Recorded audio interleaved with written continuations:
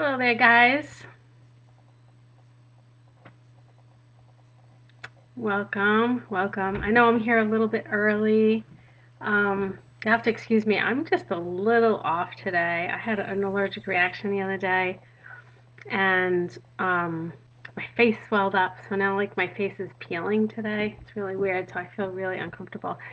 And yeah, I just got back from my trip to New York City to spend time with my kids, and I had so much fun. So I'm like recovering from that too. I'm like super tired. So you'll have to excuse me if I sound a little. I contemplated coming on today, but I was like, I didn't really want to miss it. So I wrote this blog post yesterday called "How to Find Your Passion and Purpose," and that's what I'm talking about today. There's actually a little gnat flying around in front of my face. But I also do a book club for Soul Line Self Care, and we're reading the book "Light is the New Black" right now, and we're on section 3, I believe. We're just starting section 3, and it's a really good book. We're going through it pretty fast, actually. But then this month is going really fast. So I guess I could put a link to the book club in the comments below so that you could check it out if you wanted to. But anyway, the reason why I'm talking about that is because I was reading today's book club section that I'm going to be talking about. I'm going to make a recording later on this section.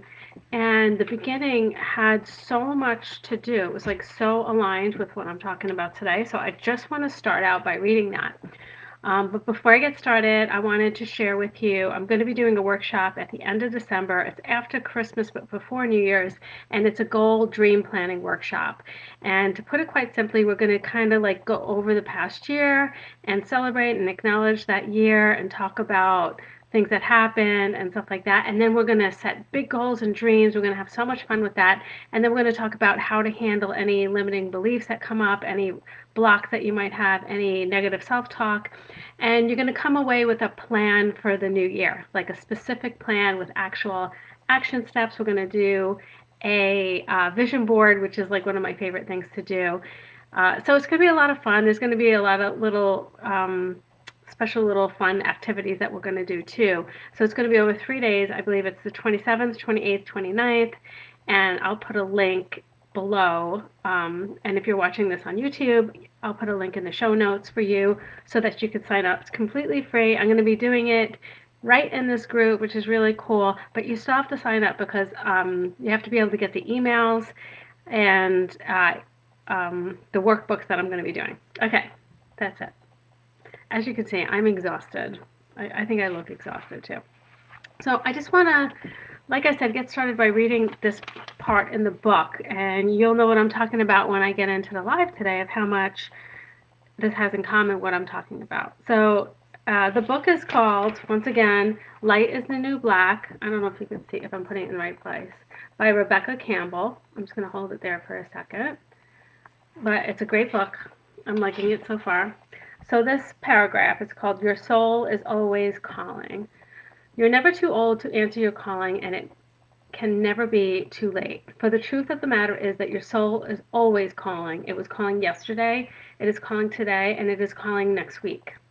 Answering the calling of your soul isn't a one-time act. It's a perpetual conversation. This is really important right here because I truly believe this. It's not actually about doing one big thing or finding one single answer to a great big question. What is my purpose? It's doing hundreds and thousands of little things in that direction, one after the other. It's through following each and every little calling that you hear in your life, a step here, a leap there, that we find ourselves living the life that we are called to live. Once we find this higher calling, it seems like it just happened. But it really hasn't. It's been a process of happening for ages. Your soul knows your path. Keep listening to and acting on the whispers of each and every day, and before you know it, you'll be well on your way. Your soul is always gently pointing you in the right direction and subtly edging you closer to the things that light you up. If you wait to find out exactly where your path is heading before you act, you will never experience the bliss of walking your own path. So I never had someone explain it so perfectly before. That's why I wanted to read that to you, because this is exactly what I'm talking about today, and I'll give you like some actual action steps that you could use. Um, and if you listen to the podcast, on the podcast on Friday, I always will have free journal prompts that you can grab. So be sure to head over there when you get a chance. I always post it on here, so you guys should be able to find it pretty easy. Okay, with that said, I'm going to get started. How to find your passion and purpose. And so to get started, I want to talk about why some people feel like they get to a point where they don't feel like they have a purpose, or they feel kind of uninspired, maybe a little depressed, a little stuck. Stuck is the word that I hear all the time. So the reason why this happens most of the time is because you're doing a lot of stuff that you're not passionate about, and you're not putting yourself first. So you're taking care of your kids, you're going to work, you're taking care of everything in the household, you're doing everything for everyone else, and you're running on empty. And it's not just about doing this for a little while. A lot of people, and I want to specifically say that women do this more than men, because a lot of the household responsibilities and the raising of the kids gets put on the woman, but it's not just about that. It's about not being able to give yourself that high level self care that we all need, that I talk about all the time on a daily basis, not just once a week, not just once a month, on a daily basis, taking care of yourself at a high level and tuning in with yourself. And when you don't do that for a long period of time, you lose that connection with yourself. You forget what makes you happy because you haven't done anything that's made you happy in so long. You're kind of, what I say, living on the hamster wheel. You're just like in perpetual motion, and you're not paying attention to really any details of life. You're not paying attention to all the beautiful small things that pop up into your path. You're just like, you got the blinders on, you're almost like hypnotized, right? So when we spend years doing this, we lose our excuse me, we lose that connection with ourselves. We're not paying attention to our intuition, and we just really don't know what makes us happy anymore. And we just get to this point where we can't move forward without feeling, we're so uninspired, we're so stuck, we're feeling like very monotone, very maybe even depressed sometimes.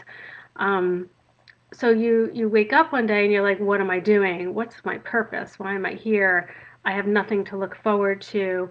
And sometimes this doesn't happen for some people until like the wheel stops, okay? And so like the wheel stopped for a lot of people a couple of years ago, because of the pandemic and stuff like that, what a lot of people went through. But it also stops a lot of times when we have to change careers. We lose a job, we're going through a divorce, we're going through a separation, our kids are going to college, because something really big is stopping that you had a lot of responsibility towards. Like your kids going to college, you don't have to drive your kids around, cook and clean for your kids, and do all these things that you probably most likely enjoyed, but maybe you did it to the level where you never ever took care of yourself first.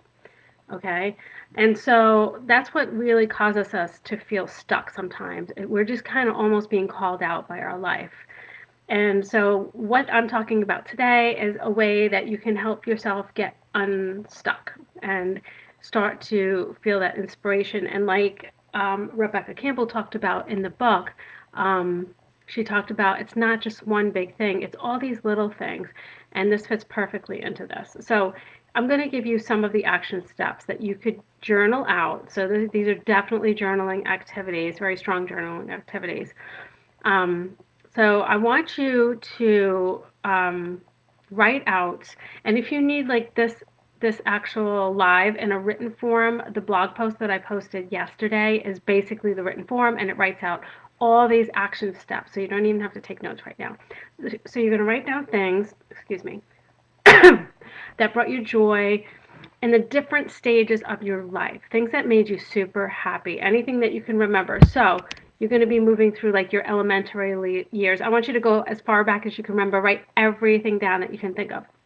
Your teen years, 20s, 30s, 40s, 50s, 60s, 70s, just go on to whatever how old you are, it doesn't matter. Write down whatever your first thought is and don't question it. Don't judge yourself. Nobody else has to see this. This is for your eyes only. This is you kind of working into what makes you happy, okay? And then I want you to write down how these things made you feel, if you can remember how these things made you feel. And there's no judgment here. Like I said, it doesn't matter what society thinks, what your best friend thinks, what your partner thinks. They're not looking at this right now. This is for your eyes only. So, what are the things that you truly enjoy to do? And write it out, like I said, elementary years, teen years, 20s, 30s, 40s, et cetera, whatever, right? So, you're going to write that down. And then you're going to look at it, okay? And you're going to look at the things that are in common. Like, so say when you were a little kid, you loved to ride your bike. And then as you got older, you might have did a few bike races or maybe like a triathlon, or maybe you just love to ride your bike still. And maybe you stopped doing that, but maybe this was something that was present through many decades of your life. Circle that. Or maybe like when you were a kid, you liked to go to the beach, and then when you got a little bit older, you liked to collect shells, and then maybe when you got a little older, you always liked to vacation on the beach. So that's a commonality. So you're going to circle those. And you're going to like, at the end, you're going to make a list of all the things that you see repeating. This is like a pattern in your life of things that you really love. And it might not be something that's completely obvious to you, because it might have been something that you did when you were a little kid and maybe in your teens, and then maybe while you were raising a family or building a career or whatever you got too busy doing, maybe that's when you stopped doing it. And then now you're like, what am I doing? I'm not doing anything I love. What do I love? I don't even remember what I love. Um, these are the things that I want you to start adding back into your life. And so I want you to see what the commonalities are and circle, highlight all the commonalities. And then I want you to make a list of things that you're going to start to systematically add back into your life and test out and see if these things really bring you joy. And knowing that they bring you joy is, do you lose time when you're doing it? Like, is it something that you can do and spend hours doing and not like really feel like you get lost in it, kind of like I get lost in gardening, I get lost in sometimes doing creative work in my business, I get lost in when I'm running. So there's certain things that I do that I get lost in the time because I just love it so much. So try to figure this out. Don't just make a list and put it somewhere on your desk. Like, pick one thing and put it on your schedule for next week.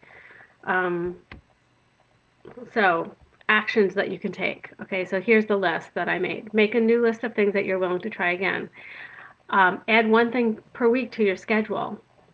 When that feeling of fear comes up, like you're afraid someone's going to judge you or whatever, it might seem silly or whatever the judgment is, thank it for trying to protect you and then still move forward. Like, just move forward with the fear and see what happens. It could just be excitement. Fear and excitement are really almost the same thing, right?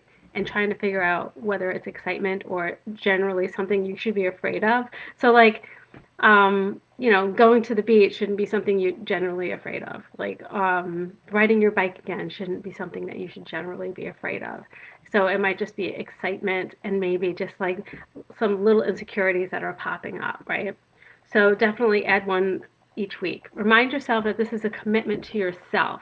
It's important to follow through with these commitments so that you can build on your own self trust. So you kind of like let yourself go for like a couple of years, like you weren't really paying attention to yourself and you weren't giving yourself that love. You weren't putting yourself first. And so this is a recommitment with yourself. And if you say that you're going to do this and then you don't do it, um, you're going to lose that self trust that you have. And your self trust is the most important trust that you can have. And so make small little commitments when you first start out, so it's not that hard to do, and then follow through with those small little commitments. Do like one a week. Put it on your schedule, on your phone, whatever you use for schedule. If you had the most important like appointment of your life, where would you put it? That's where I want you to put this.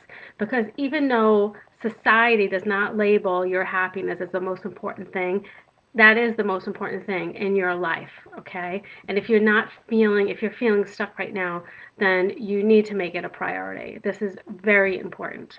So I have a little affirmation that I share on this topic, and it is I am on a journey to get to know myself again and love who I am. Okay, so that's an affirmation that you can use.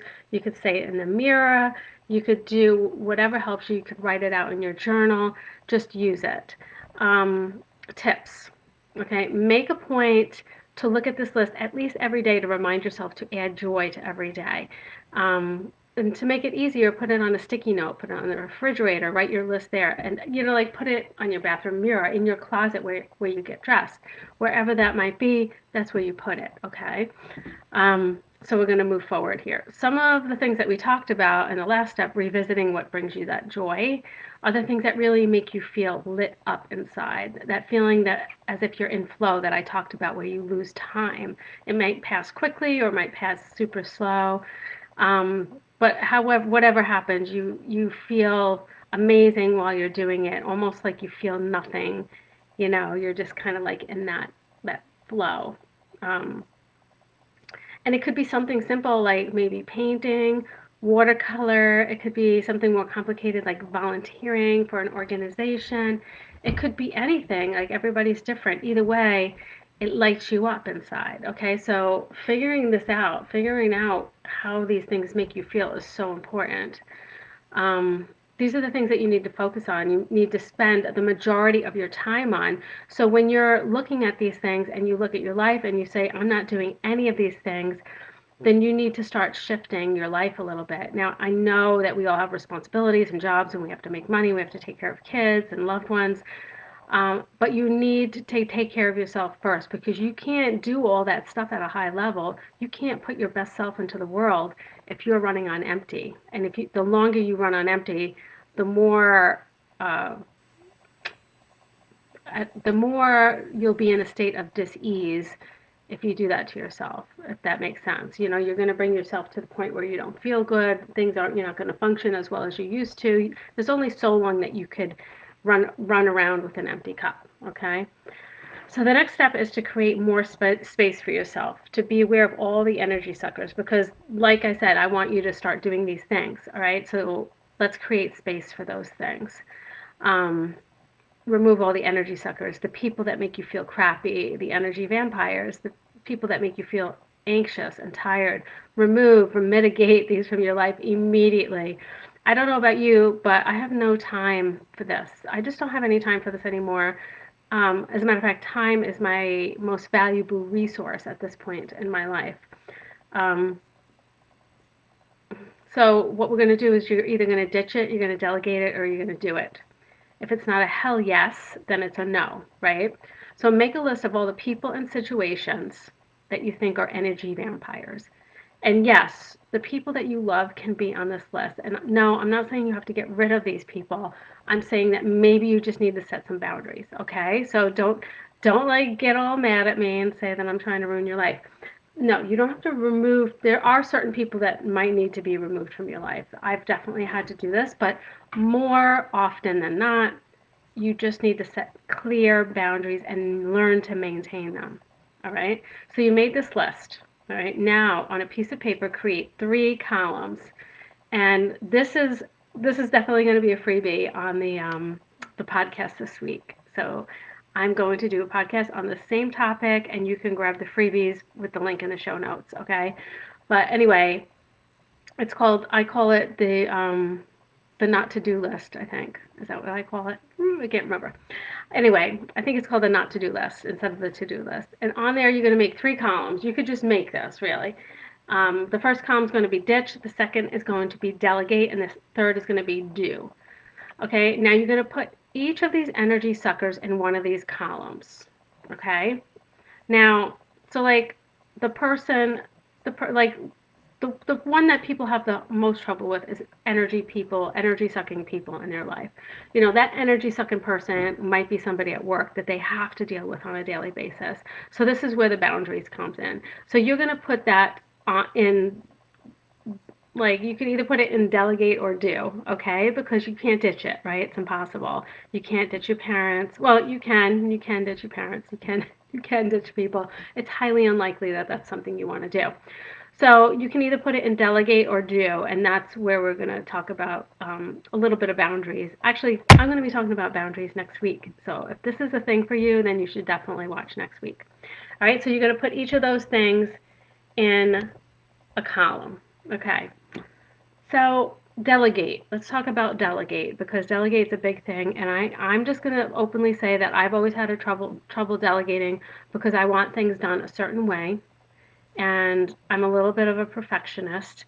Not anymore. Now, to me, it's like I learned to not be a perfectionist when I was a single mom with three kids because nothing, and when I say nothing is perfect, nothing is ever perfect, ever. You can't have perfection um, when you're a single mom with three kids. So I learned to let go of that really quick. So when I talk about delegate, like to simplify it, have one of the kids fold the laundry. Have your significant other fold the laundry. And if their method of folding laundry isn't what you like, you need to let go of it.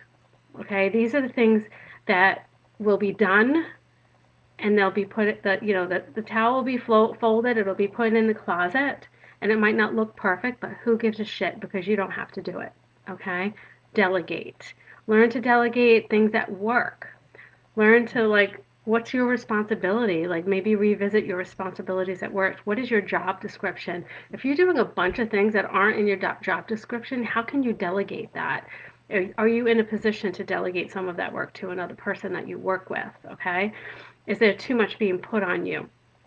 Um, Boundaries with other people. So say like there's this person that's sucking your the life out of you. Say there's a friend and whenever you're with them, they talk about negative things and they complain and they whine and this is maybe something that you've been doing with this person for a long time. The boundary would be, listen, um, I really don't want to talk about that right now. I'd rather focus on more positive things. Can we change the subject? And then just change the subject. And if that doesn't work over time, then, spending less time with this person might be what you need to do. Sometimes if you shift to the positive, the other person will shift with you. It could be like it's almost like an unsaid agreement. So if you're hanging out with that person and you tend to just like sit there and talk and whine and complain, and that is your connection, change the connection. Change it to let's do something to make our lives better. Let's go for a walk. Let's do something positive. Let's do some volunteer work. Let's do like whatever. Change the connection. The connection shouldn't be that we're gonna have a pity party for ourselves, okay? Because that's an energy sucker. What can add to both of our relationships?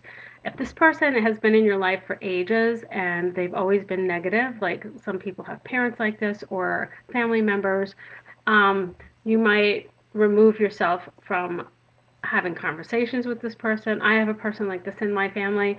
I avoid just spending time with them. I don't spend time with them. I've tried everything I possibly can to repair the relationship, and I've done everything. And at this point, and I'm talking probably 4 decades worth of trying.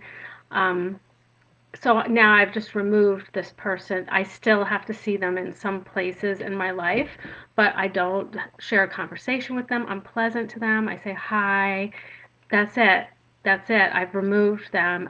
If they try to like trigger me or try to say something nasty, I just ignore it. I can walk away. I go to the bathroom. I just no, I'm not gonna participate. I'm not participating anymore. So setting that boundary and maintaining it is so important. It's your job to maintain the boundary. It's not theirs, okay? So you have to maintain it. You have to set the boundary and maintain it. So ditch getting rid of something altogether, something that you just don't want to do anymore. Maybe you're in a volunteer position.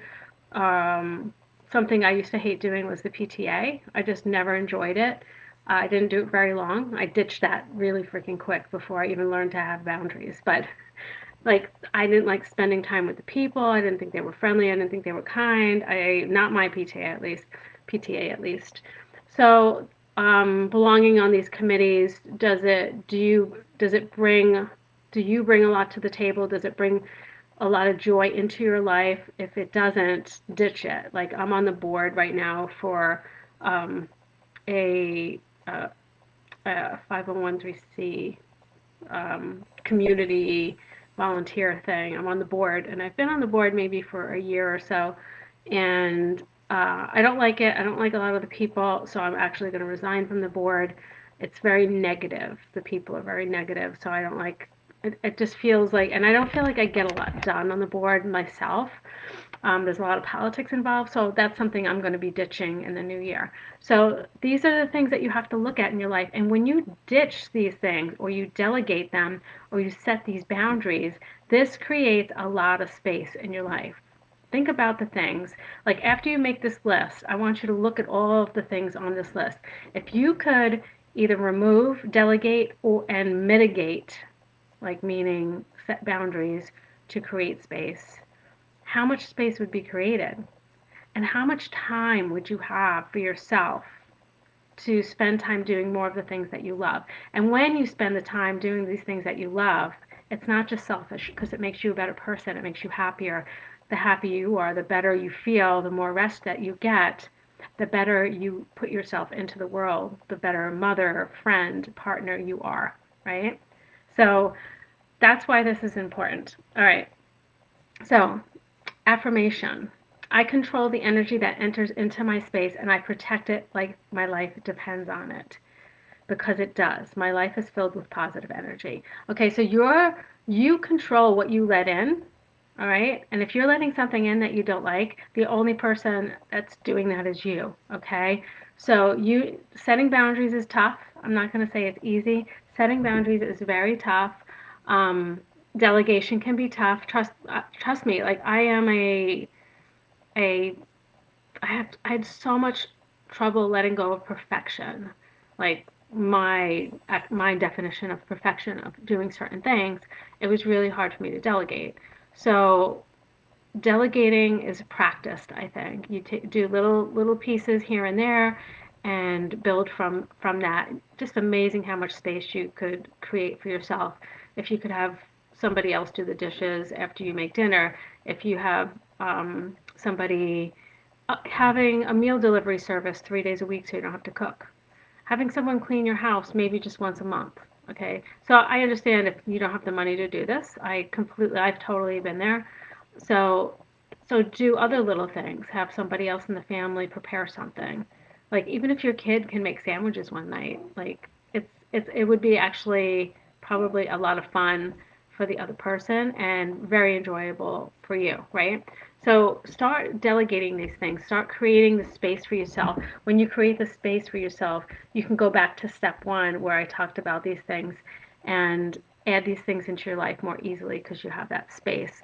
So anytime you create space and there's a void, something can fall into it, and make sure whatever's going to fall into that is something that you want. So that's why you're going to do step one first and step two second, okay? So tips, pay attention to what enters your life and your space continuously throughout the day. So start to become aware of the people, places, and things that come into your life and how it affects your energy, and take care of the energy suckers. Write it down when one comes into your life. Like write it down. Like every time like you're going about your life and something steps into your life and it sucks the life out of you, like that's an energy sucker. Write it down, like make a list and then start adding it to your not to do list. So these are two steps that you can do to create that spark you need to get started. Just like what Rebecca Campbell talked about in the book that I read to you at the beginning, it's all these little things that create that big thing. And if you're just waiting for that big thing to become so apparent to you, you're going to miss your life's path. You're going to miss living your life, right? These things may not be your purpose, some of these little things, but the point is to start shifting to the majority of your time to the things that make you happy, that help you connect with the real you that that's been in hibernation. It's time to find your purpose. It's time to live your purpose. That's why I call this series Live Your Purpose, not Find Your Purpose, because I want people to realize that it's not necessarily always like this one big huge thing. It might be a bunch of tiny things that lead to more of a purpose. So this will bring you closer and closer every day to waking up in the morning and feeling more inspired, feeling that sense of purpose that you want to feel. and not feeling so stuck anymore. All right. So these are a couple of steps that you could take that could really make a lot of changes in your life. So I hope that you try this out. Um, as always, be sure to keep adding deep level self care into your life every day. I'll put the link below for the workshop, which is called Inspire. That is the goal setting, dream setting workshop that I'm going to be doing at the end of the year. I do this for myself every year, and so I thought it would be kind of fun to do it with you guys. Um, so I would love for you to join me. It's free. I'm going to be doing it right in this group, which will be a lot of fun. But be sure to sign up so that you get the workbooks. So that link will be below. I'll put the link to the book club if you're interested in joining that. It's a podcast style book club, meaning I go through the book, I read the book, and then I read like all the best parts to you, and then we can chat about it, right? So you can participate as much as or as little. You could just listen to the podcast, or you could comment on it. You can connect with me if you want to. So it's really, you can sign up for as little as $8 a month, I believe, something like that. But anyway, it's fun. If you love reading, we do all kind of self-improvement books, a lot of self-care, maybe some like manifestation, law of attraction too. We do a bunch of that kind of stuff. Okay, so I will see you next week. Like I said, I'm going to be talking about boundaries because it kind of plays off of this a little bit really well. I hope that this was helpful. If you have any questions about anything I talked about today, please just DM me or you can email me, tina@tinastinson.com. Okay, love you. See you next week.